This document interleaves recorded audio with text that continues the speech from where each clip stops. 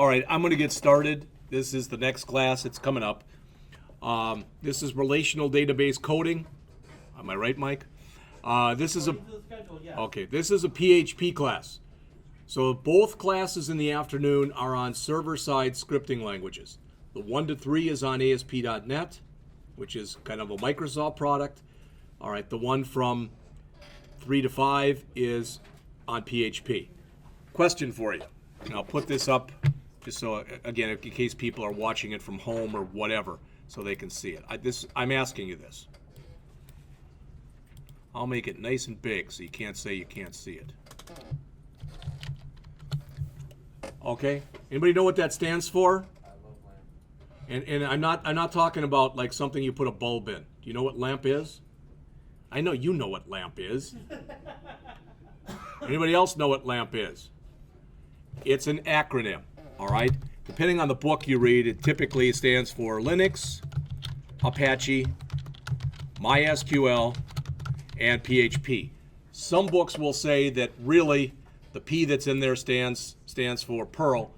For us, it's PHP.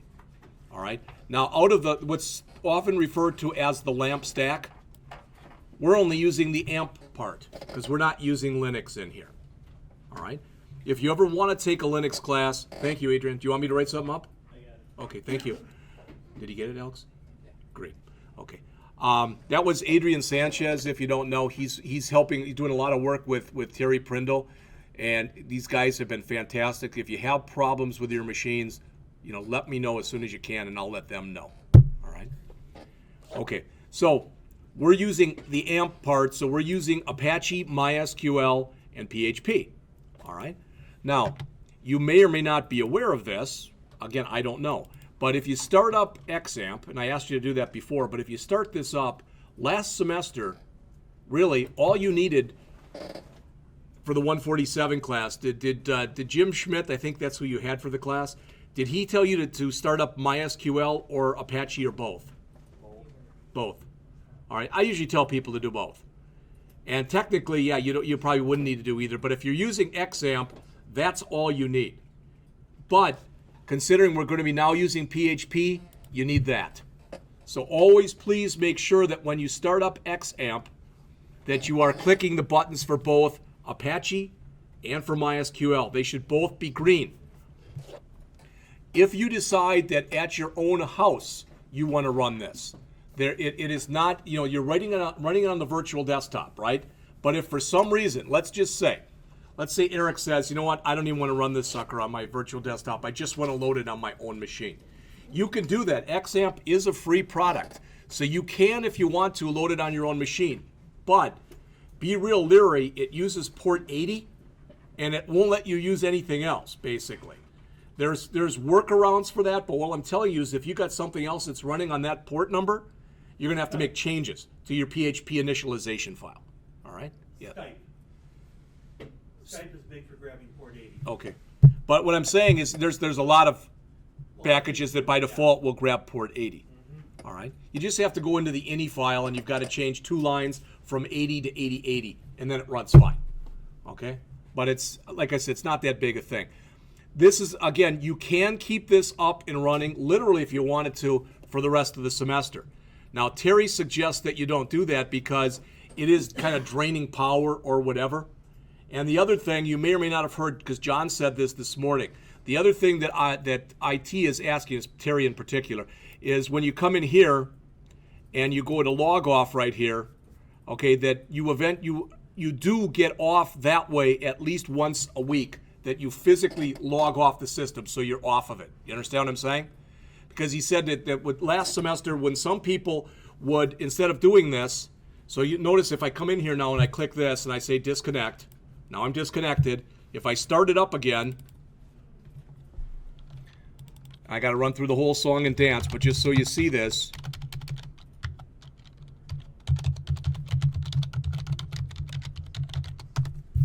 All right. And you'll notice once it comes up that XAMPP is still running. So when you click this, it keeps any programs that you had running. So for instance, let's say Zane's working here and he's doing some Java. And he gets it almost all done, but he doesn't really even feel like shutting it down. He knows he's going to go home and he's going to work on it. Then it's probably a good idea to click the X right there, go back home, and then everything's set up the way that you left it. But again, Terry just said that when people were doing that consistently and leaving this, some people were literally leaving this on for weeks. After a while, it was hanging. All right, and he's not even sure exactly what was happening with the resources, but there was something that wasn't great. So they're suggesting that at least once a week that you go out the other way. All right, hopefully that's enough said.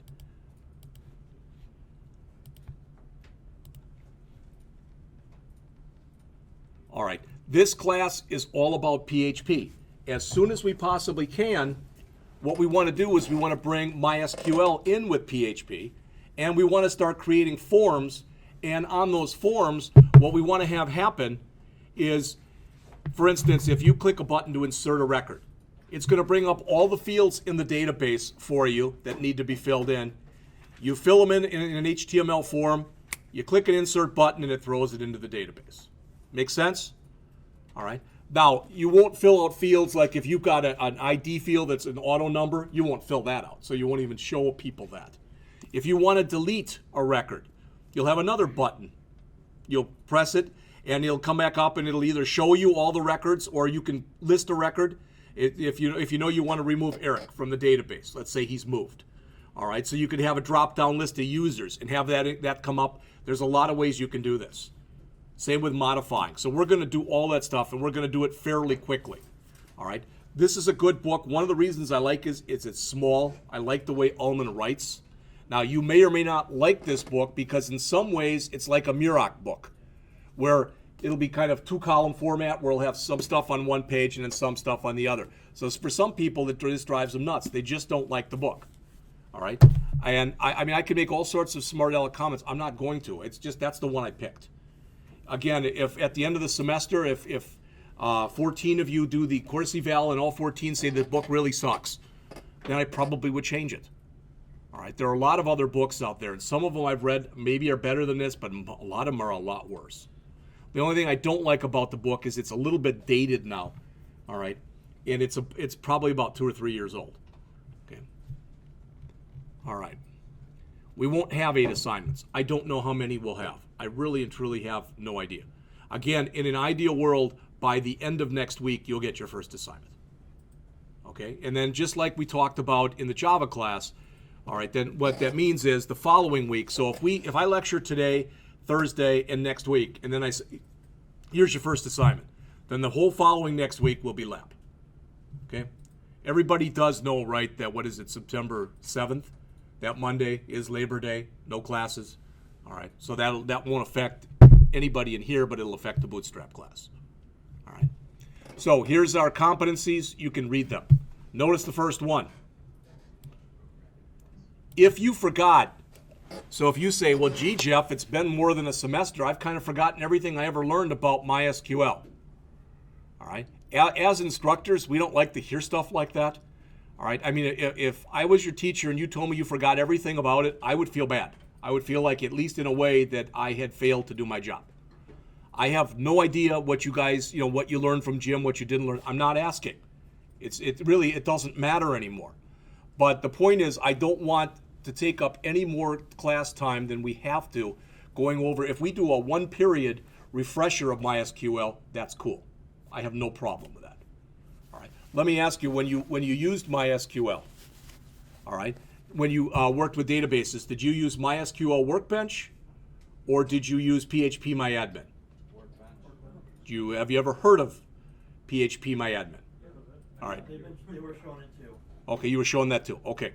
Because all the examples that I do, I don't like Workbench. There's nothing wrong with it. I just don't like it. And I'm very used to using PHP-MyAdmin. So when I'm doing something, if you go, well, I like Workbench, then use that. That's not a problem. All right? And there's other ways that you can do it too. There's a lot of the stuff you can do right from the command line. So, all right. So most of the rest of the stuff that you see in here is you've seen this kind of stuff in other classes. Okay. Now, good, bad, or indifferent, when you start working in here, what you're going to realize is in some ways, PHP is a lot like JavaScript. Not in every way, but in some ways, it's a lot like JavaScript. It's loosely typed, all right? In other words, you don't exactly have data types. So I can create a variable. I can say, $X equal 10. You start variable names with a $sign. So I can say $X equal 10. Then on my next line, I can say $X equals double quote Jeff double quote. So I can change the data type line by line if I want to do that. So like JavaScript, because of the fact that it works like that, it's a little bit slower because there's a reconciliation that's got to constantly take effect. So let's just dive right in. We're going to create our first PHP program right now.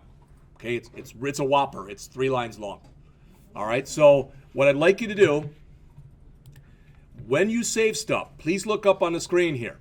When you save stuff, you're going to want to make sure that on your virtual, and I'm not on the virtual desktop, on your virtual desktop, that you're double clicking, and you want to make sure under the C drive. Yes, this is the C drive.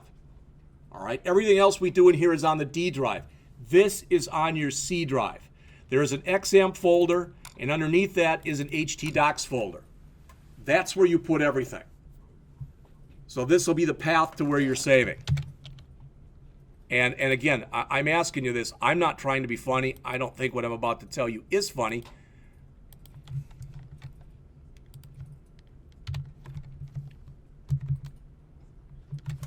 Is there anybody who doesn't understand what I just said? What we do in order to run this is we invoke the Apache web server that's built into XAMPP to run this. If you can't run these files like you do simple HTML files. They won't work. All it'll do is display the code on the page, which isn't going to do much for you. All right, so make sure when you save, you're saving out to your C drive, under the XAMPP folder, and under htdocs. Now, underneath there, if you want, you can create folders under there and do a bunch of other stuff if you want to do that. That's not a problem. All right, and we'll get into all that kind of stuff later on. So, go ahead and start up XAMPP if you haven't already done so, and then go ahead into Notepad++, please. Like I said, 3 lines long. What's cool about the program is it's 3 lines long. What's even cooler is when we run it, you get 11 pages of output for 3 lines, okay?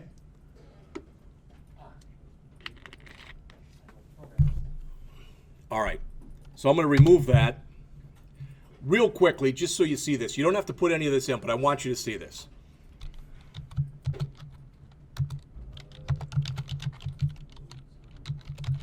You don't have to type in anything that I'm putting in right now. I just want you to see it. Make sense? That's a multi-line comment. Makes sense? That's a single line comment. But one thing they stole in here from Perl, this is also a single line comment. And I think they did that because a lot of people who came to PHP came from Perl. And they were just used to writing comments that way. So they decided to allow that also. All right, so any of those. All right, so let's write some code. When you write PHP, your PHP code has got to go within PHP blocks. What does that mean? That means it's got to start like this, and it's got to end like this. Everything that goes between there, all right, everything that goes between there is going to be pure PHP code. And what we're going to do is we're going to call a built-in PHP function. Now I'm going to tell you something. This is going to maybe sound weird. I think it's weird. PHP variable names, so any variable you create, they're case sensitive. That's not weird. A lot of languages are like that, right? But functions are not case sensitive. So in other words, this is what I want you to type in. This is a built-in PHP function. So I want you to type in that. But if you typed it in uppercase, or in lowercase, or in mixed case, it should still work. But I'm going to recommend that every time you call a built-in PHP function, you put it all in lowercase. All right, why? Because that's just the way that people do it. Okay? So what we're telling the system to do is to run the PHP info file. But before we even do this, show you the magic that is PHP here a little bit. And that is your one-stop shop for most everything that's PHP is php.net. All right? That's the PHP website. For years, it's been one of the ugliest websites I've ever seen. and it hasn't improved over time. All right, but it's unbelievably functional. One thing they did was when they went from PHP, like it was like 5.2 to 5.3, they went and they rewrote a lot of the way the website works. I liked it better the old way, but nobody asked. You know, I know you're amazed. They didn't say, Jeff, what do you think? All right. But if I want to find out, for example, about PHP info, I can go right in the search box here and type in PHP info and hit enter. Outputs information about PHP's configuration, and you can see. On most times when you type in the name of a PHP function in here, you're not only going to get an explanation of what it is, the syntax of what it is, any parameters that you can use with it, but you'll also get in here someplace, usually for most of them at the bottom of the page, sometimes this will be really, really long.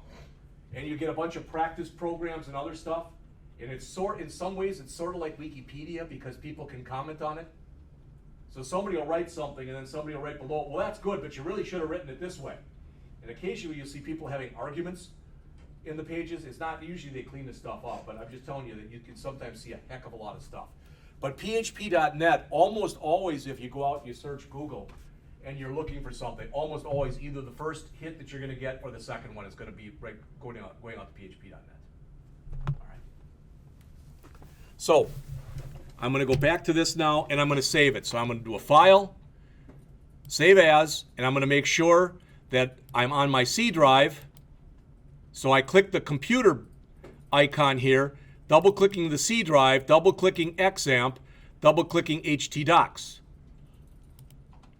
And please look up on the screen here.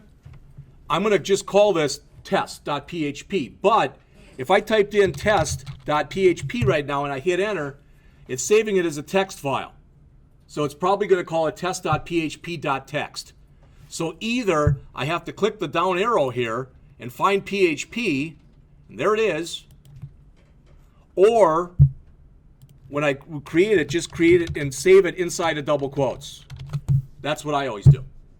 So make sure you're saving it, and you're saving it out to your C drive, your XAMPP folder, and under your XAMPP folder, call it htdocs. What you name it is irrelevant, but it must end with a .php extension. Everybody hear that? All right. Now notice how the colors change. Pretty obvious when you take a look at it. All right. I can leave this up, but now what I want to do is open up a browser. Doesn't matter what browser you use. Again, I'd recommend Chrome for the reasons I told you before. It's not Microsoft. All right. And then when you start to run this, all you have to put in now is http://localhost/ and then the name of our file, test.php. All right.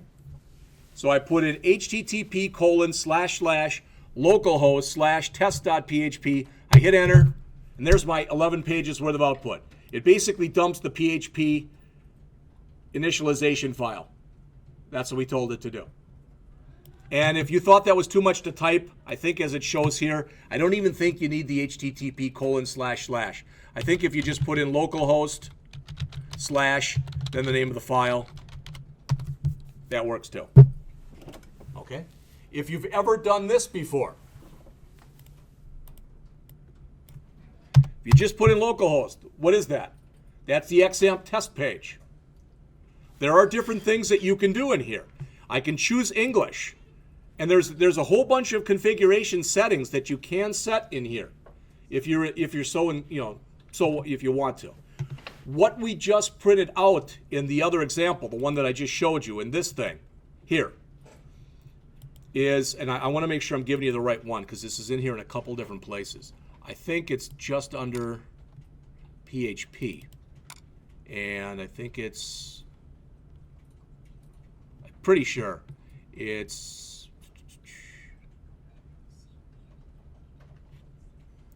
I'm going to go back one.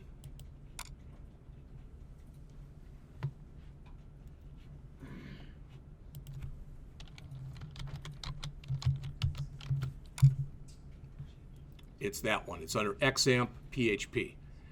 That file that's right there, if I go in and I open that up, and you look at it and go, that's pretty ugly. everything that starts with a semicolon there, as you can tell by the color, is a comment. All right. So what we told it to do, and you'll notice how long this program is. It is 2,089 lines long. So what we did was we told it to go through there and dump out all the settings. That makes sense? All right. And I like to show that just because that's about the easiest PHP page you can write. All right. Now, do you remember when earlier I asked you, and I've got it in here someplace, so just give me a second. I'm going to open up mine.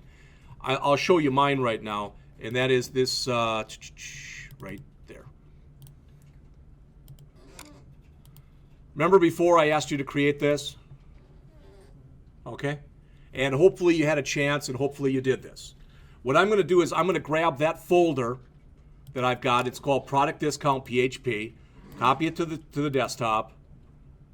Go over here, go over to my C drive, go over to XAMPP, all right, and I'm going to dump it into htdocs, okay? And I'll show you exactly what it already contains. I might have already had it there. Fine. And just skip. No, don't skip. Just copy and replace.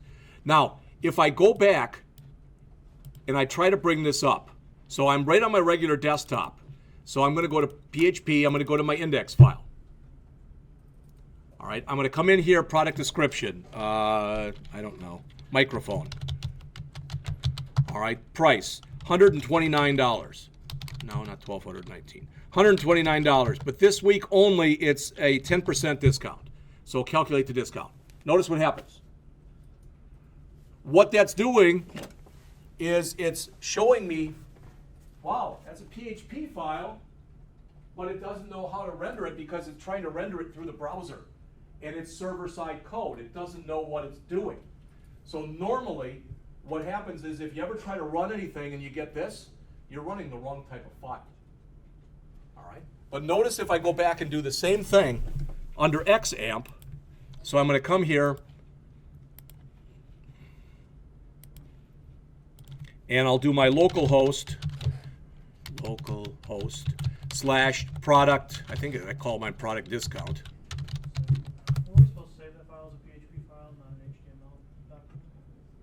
Yeah, we're going to get into all that. All right. In fact, that's the one I want to bring up. So I want to come here, localhost. Maybe it wasn't called product discount, so I got to find it. Product discount PHP. Okay. So localhost product discount _ PHP. All right. Now, hopefully this is going to answer your question. That file, that's index.html right there. That's the file. Okay. So I'm going to come in here just like I did before, and I typed in microphone. And I typed in $129, and I typed in a 10% discount. All right? You don't see it in here, but remember when you go out here and you see nothing there, the first file it looks for is an index.html, and it found one. All right? I can prove it to you. I can show you that in just a second. But notice now when I come in here and I click the button, what happens? All right. Remember, whether you had me, Jim, doesn't matter. But whomever you had for the 157 class, that we would, when we created a form, we'd say action equals. Remember that? Now what we're going to fill in for that action equals is the name of a PHP file. All right? So what we said was when you press the submit button, what I want you to do is I want you to go over and bring up this file. This is a PHP file. It might look very similar in nature to the HTML file we just looked at, but it's not. It's a PHP file. So again, just to show you, and I'll put this out there so you can all see it, but this is a little big. So here is the index.html, and there's the magic that makes it happen right there. All right? And what will matter as we go on in here also will not only be the action, but that method. And I know that at least some of you in here, if not most of you, had 157 with me. Do you remember the difference between using post and using get? Well, yeah, kind of in a nutshell, like you said, one hides the information. Post basically takes the information and sticks it in the HTTP header. You don't see it. Whereas get makes it part of the query string up on top, so you see everything. So again, sometimes what you do is going to be necessitated by the type of information. Bless you. If you're asking somebody for their credit card number, you better not be doing a get. All right? But some of the stuff that we do in here, you'll notice will naturally become get, and some of it will naturally become post. Just so you know that. All right, so here, this is the file that I asked you to create. This is just the straight HTML file. It's not a big file, 30 lines or so. You know, doc type, HTML, head, all the goodies in here. Body, just put a div in there. All right, all the other goodies. And again, as I mentioned to you, the magic, so to speak, is just right here. That says, again, when you click that submit button, the action I want you to take is I want you to bring up the file called displaydiscount.php. So let's look at that file. All right. Again, it's not that big a file. Now I'm going to go through the entire file, okay? And it may not make a boatload of sense to you. It's okay. This is what the whole book is about, but I want to explain to you exactly what's happening in that file. Remember, we click this, right? So I put in here microphone, and I put in $129, and I put in here 10, and there was a % sign here. We clicked that button, and it brought up another form that said basically something along the lines of microphone, $129, 10%, and then it took the 10% off, $12.90 off of that, I don't know, $116.10 or something like that. You get what I'm saying here? So what I want to try to explain to you is how we get from this to this. And if you could at least start to understand that, then you're on your way to understanding this stuff. All right? So notice in here, $_underscore post this, $_underscore blah, blah, blah, and that. Where do you think they got that from? Those fields: product description, list price, and discount %. Anybody want to guess? From your HTML form. We said there that the type was post. If we'd said the type was get, you'd replace the word post there with the word get. Okay? Hopefully that just makes sense to people. Now, sometimes you're doing a lot of work, and certain things you're using post on, and certain things you're using get with, and you get confused. I don't know if I posted this or I did a get on this. I just don't know. So if you're not sure which, you can say $_underscore request. And that'll find it whether it's a $_ post or whether it's a $_ get. It'll find it either way. Some people think that when you do that, that's bad coding practice. You should always put down exactly what it is. If it's a post, you should say it's a post. If it's a get, you should say it's a get. All right? But you'll see that in a lot of application code. So what this is saying is, all right, this product description that was on my HTML form where the method was post, I want you to take that value and assign it to a local variable. Again, all PHP variables must start with a $. I don't have to call it that. I could have called them, I could have called this $Eric, $Micah, etc. We could have done that. But you oftentimes see the name that's here be virtually the same here, except it has a $sign in front of it. You need to put that $sign in there. You have to start names with $. All right? And then it's saying, grab the list price from our HTML form. All right? And take that and copy it over to our local variable called list price. All right? And then finally, take our discount % from our HTML form and copy it over to discount %. Okay? That's all fine. There's not a problem with that, except what about this? So I'm going to come in here and I'm going to rerun this, okay? And I'm going to click that. You see how I get an error? We're going to learn really quickly how to fix those errors, because I don't want, to me that's just bad. And the reason that you're getting that error is it says it's trying to format something for you. And there's no value put in there, so it can't do any formatting. All right? So we'll learn very quickly how to fix that. Okay? And what it boils down to is and there's different ways that you can do it, but you can say things like, first of all, what if somebody came in here, you've heard me say stuff like this before. What if somebody comes in here and does space, space, space, space, space, space, space, space, space, and hits that? You get the same error, but technically they put something in there. Okay? So one of the things that we'll learn right away is instead of saying it equals this, one of the first things we might want to do is trim it. Because when we trim it, that says get rid of any leading spaces and get rid of any trailing spaces. All right? But even that's not enough. You saw that that didn't work. All right? So a lot of times, rather than seeing it written like this, and it's okay like this, but rather than seeing it like this, you'll say something like this. Either if is set, notice how it turned blue right away. So if is set,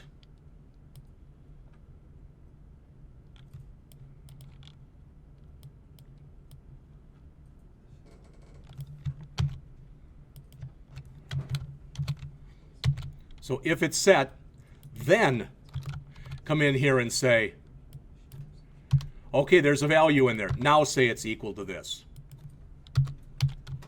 You see the difference? And so what I'm saying is, if there's a value in there, if it's set, so if it's set to something, okay? So what there's an empty, there's a few different ways that you can do this. I'm just throwing a bunch of stuff at you, that's all. All right? And I'm gonna get rid of it for now.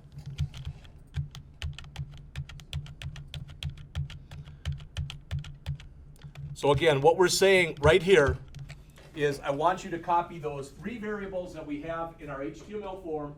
I want you to copy them into local variables. Okay? And again, that might sound a big deal one way or the other. One of the things that we'll get to about halfway into the semester is what we'll do before we do this is at the top of the screen we'll write something like this.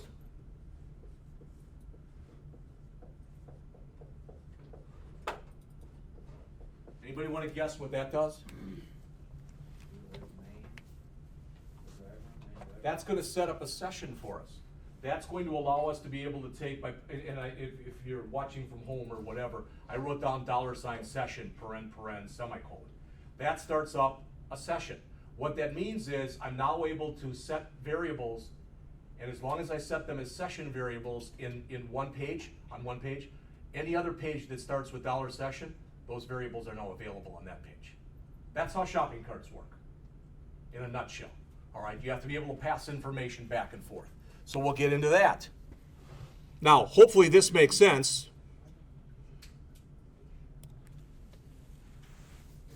It says discount equals your list price times your discount percent, whatever we put in there, times 100.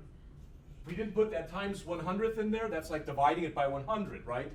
So if we wrote in there 3 for our percent, then instead of 3%, it would make it 300%. Okay, yeah, buy this microphone, and not only will it be free, but we'll pay you to take it. That's not really good kind of a procedure. So that's why they're doing this. Then the actual discounted price, so again, that line in there, that discount, that's what allowed the system to figure out the difference between these two things. So it figured out that for $129, 10% discount was $12.90. And then for the discount price, it was our original $129 minus this equals this. And that should make sense to everybody in here, regardless of what language you're using or whatever. All right? You're all smart enough to understand that. Now, I want you to notice something too. Notice that we've got PHP, and what do we have underneath it? HTML. You can use PHP to write HTML. You can put HTML in a PHP file. You can put PHP in an HTML file, HTML in a PHP file.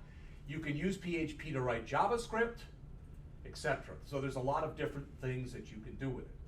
And sometimes I might, we might come on occasion where I show you 2 or 3 ways of doing the same thing. So, then the natural question is, well, which one do we use? It's the one that makes the most sense to you. That's the one that you should be using. All right. So we come in here, and I'll just grab that line because they're all basically the same. So we're putting in a span tag right here, and this is inside of this form, this one that's right here. All right, that one. So it says, okay, go back into PHP and echo out the value of product description that I set up at the top. Okay? Now, just so you know, here's a question for you. The answer is no. Did we actually have to ever even set local variables? No. Okay, there you go. See? But if we didn't do that, if we didn't set local variables, so if we did not do that, then every single time that we referred to, for example, the product description, instead of calling it $ product description, we'd have to call it this. You see why you typically create local variables? So it saves a lot on typing. And depending on who is actually working and who sets up the form, sometimes, maybe you've seen this or maybe you've done this, sometimes these names are like unbelievably long. And if they're not unbelievably long, they're unbelievably stupid. Because they put 5 fields in there and they call them A, B, C, D, E, and F. All right, and you're writing code and you're writing $A equals $_post bracket A bracket. And that's stupid too. So if a name is pretty indicative of what you're working with, as these are, then that's what you use. It's out there in the real world. Oh, yeah. I've seen it. Sure. I've been Yeah. hired to fix this. So this is saying for all these cases right here, all right, shell back out into PHP and echo out the product description. All right. What if it would turn out that there is no product description? What if the product description is empty? Okay. You actually can put code in here. And when I say echo is code, but I can come in here and I can say, again, I can say if is set this value right here. So if it is set,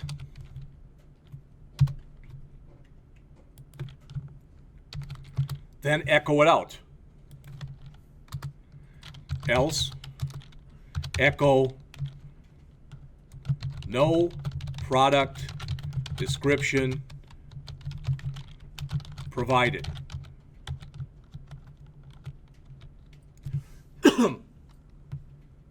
And that's okay. All right. Let's see what this does. Hopefully I didn't break anything, but we'll find out pretty quick. So this is in display discount PHP. So we'll go back to here.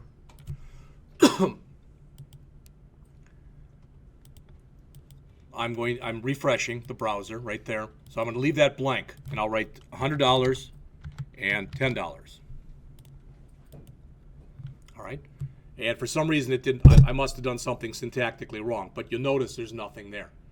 It's really not hard to do this stuff. I'm making it look harder than it is, but it's really and truly not hard to do this. And you're going to see stuff like this. It almost looks weird. I mean, why are you doing this?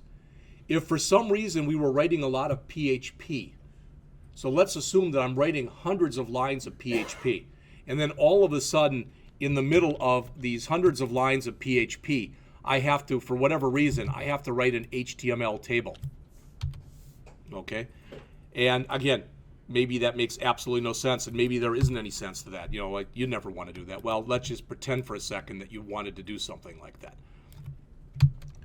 I can say echo like this, and inside of, single quotes or double quotes, I can put in brackets, HTML. I could write a whole web page in HTML from PHP if I wanted or needed to do that. All right? So, like I said, all I wanted to show you with this example was what's new in here, and that's this. All right, and this. What, down here? Or on the one I just left?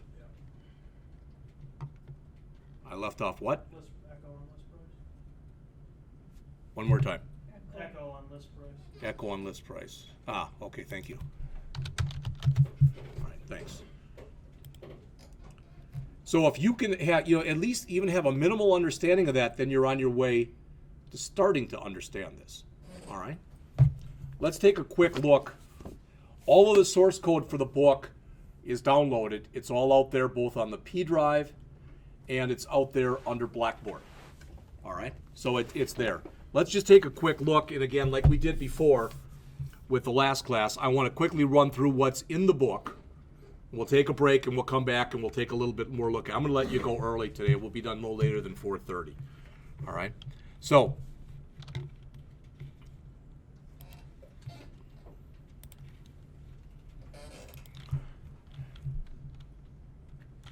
try it this way.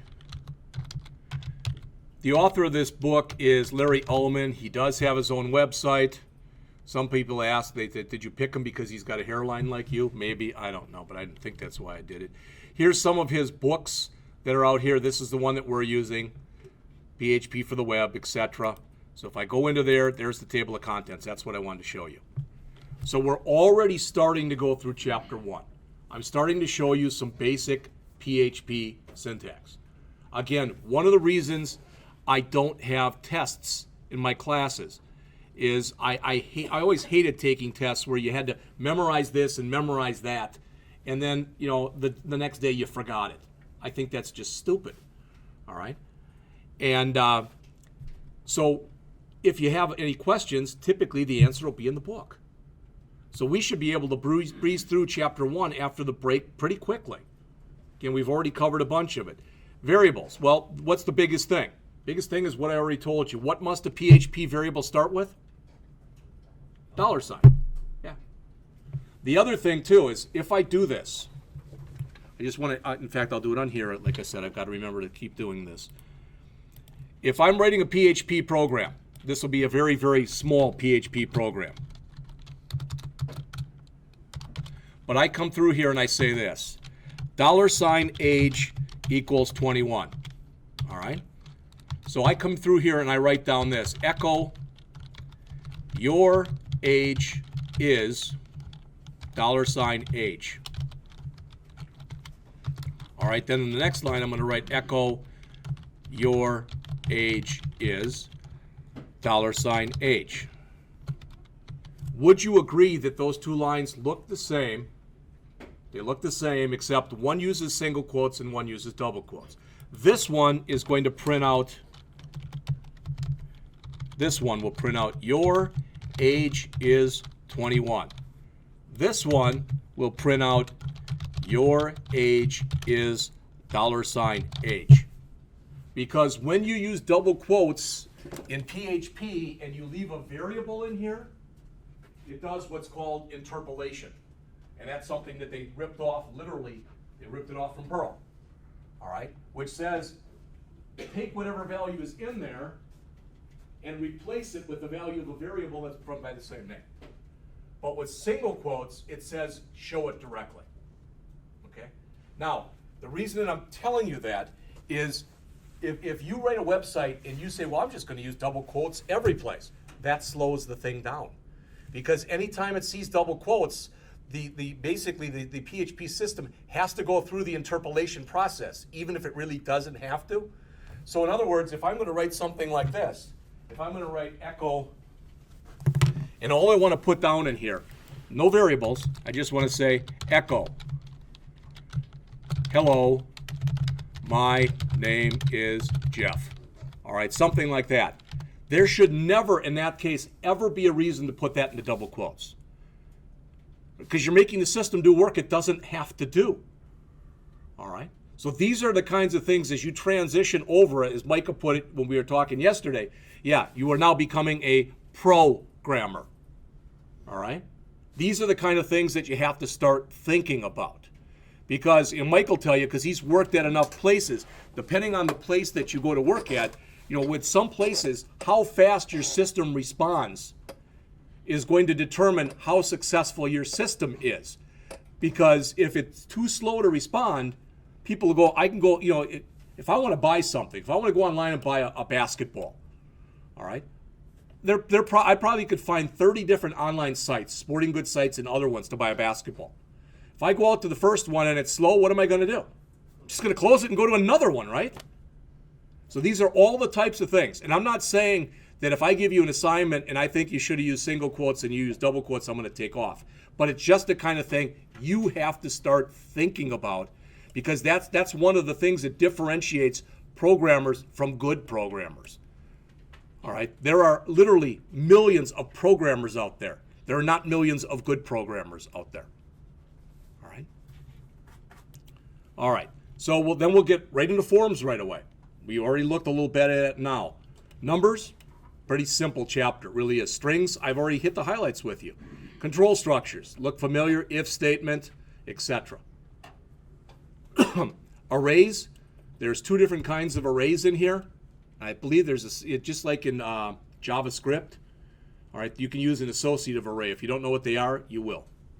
8 is where the book really starts to shine, in my opinion, because that's when you start to create an actual web app and you put all this stuff together. Then you add cookies and sessions to it, your own functions, the ability to use files.